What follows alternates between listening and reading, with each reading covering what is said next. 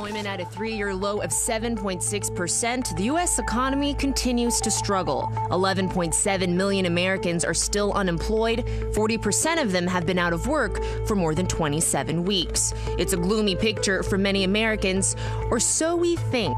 What's not reflected in those numbers is the shadow economy. That's the off-the-books marketplace that's booming and includes everything from prostitution and drug dealing to construction and childcare. By some estimates, it could be worth as much as $2 trillion in the U.S. You see it in the numbers. Taxes have increased and jobless benefits have shrunk.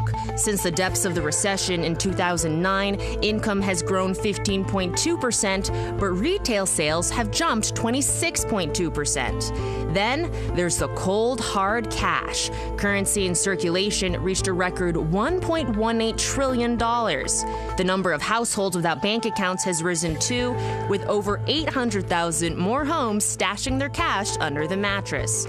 And this tax season, 18 to 19% of total reportable income is not properly reported to the IRS, which leads to an annual tax gap of nearly $500 billion for Uncle Sam, enough to close the budget gap in just a few short years if it were properly accounted for.